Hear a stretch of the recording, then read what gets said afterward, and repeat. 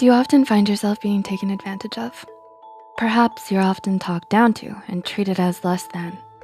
Sometimes people can be harsh and judgmental, and you may feel as if they don't hold any respect for you. It's not always nice to hang around those who don't value you. So, if given the chance, it may be best to simply walk away and say good riddance. But if you find you are always being subtly treated this way, maybe you'd like to adopt some behaviors to gain respect. You can still be you. You just simply respect yourself enough to not let others walk all over you. Sound like a plan? Okay. Here are 6 ways to get people to respect you. Number 1, respect yourself first. We should all learn to love ourselves, and in doing so, give us the respect we deserve. Often at times, we can be too harsh on ourselves and let our insecurities and dark thoughts take the lead. But do away with them. With a little practiced self-respect, you can be on your way to thinking higher of yourself and loving you in the process. Many researchers, such as Herbert M. Lefcourt, state that having a sense of internal locus of control over our own lives is a key condition for our mental health. Locus of control refers to how much someone feels a sense of agency towards their life. Someone with an internal locus of control believes the things that happen to them are strongly influenced by their own actions, abilities, or mistakes. To practice self-respect, you must first allow yourself to say no without feeling guilty. Prioritize what is important in your life. Protect yourself and choose to keep only healthy relationships. It's key to not let others take advantage of you and make sure you get what you pay for in life.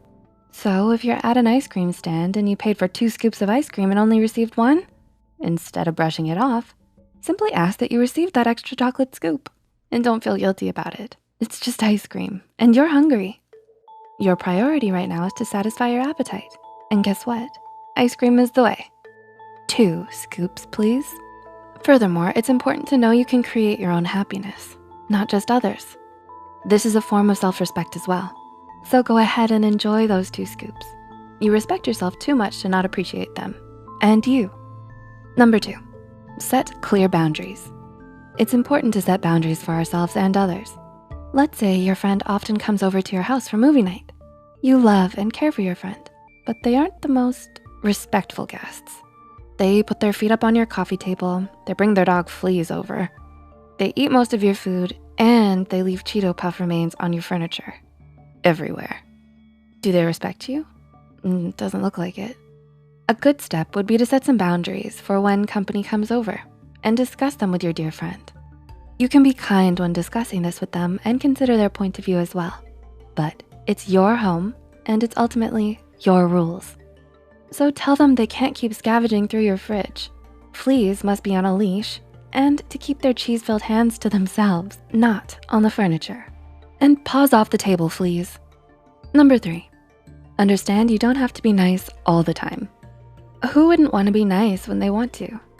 But when you feel like you have to at the expense of your own happiness, it's not a good idea. Sadly, a lot of people think they can take advantage of those who are kind to them. This doesn't mean you have to stop being a good person. Just simply know when you must put yourself first. And also, don't feel guilty about it all the time. You may think that if you don't do every favor your friend asks of you, they might not like you anymore. But what kind of friend is that? You may feel guilty if you don't accept your friend's invitation to hang out every time. But you just got snuggled into a bubble bath. You'd just like to be alone tonight. Perhaps you don't allow yourself to not smile. So you throw on a contrived smile before you go out the door, even when you're having a bad day. As great as smiling feels, a forced smile can't always make you feel better. Allow yourself to admit you're having a bad day. You don't need to be in a certain mood for anyone. Allowing unnecessary guilt to take control can leave you associating these once happy actions with something forced and uncomfortable. Practice assuring yourself that if you allow yourself the guilt-free time to relax first, you'll only feel happier when the time comes to hang out with your friend next. Number 4, speak up. Many of us often have shy personalities, so doing all the talking during a group conversation may not be our thing. But just because you're shy doesn't mean you should let others interrupt you. If others often interrupt you or appear as if they aren't listening, there's some tricks you can use to make yourself heard. First, try saying the name of the person you're speaking to mid-conversation. Similar to the cocktail party effect, we will often have our attention pulled back to reality when our names are heard. such as when we're at a cocktail party and hear our name in the distance. You know how your music teacher would always say your name mid-sentence to regain your attention? We're doing the same thing here. Another trick is to often use hand gestures and give an equal amount of eye contact to everyone. Using hand gestures grabs attention and strongly conveys your message. Eye contact? If someone was looking into the depths of your soul, you'd be bound to notice. Just make sure you give everyone equal amounts of eye contact. Maybe no soul staring today. Number 5, don't over-apologize. Do you often find yourself apologizing for something that wasn't even your fault? It may just become habit to say sorry when something goes wrong. You may only wanna say it to not be unkind, but your words should carry weight, especially an apology.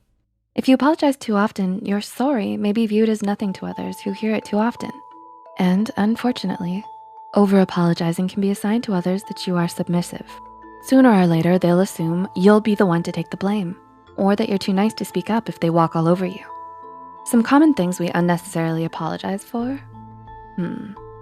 If you don't wanna do a favor, don't apologize. It's a favor.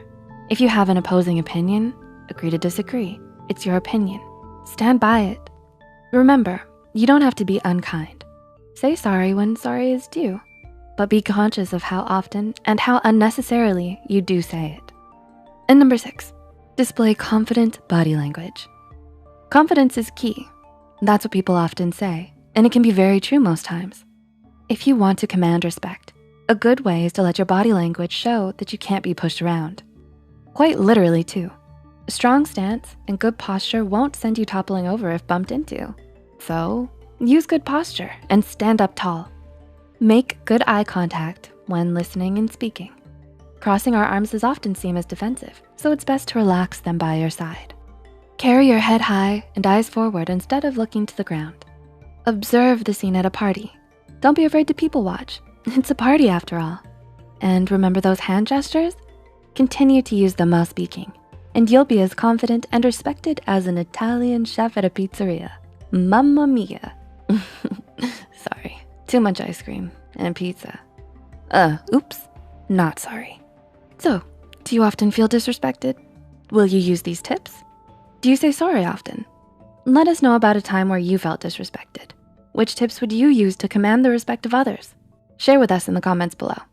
If you found this video helpful, don't forget to click the like button and share this video with someone who may need it. Subscribe to Psych2Go and hit the notification bell icon for more content like this. And as always, thanks for watching.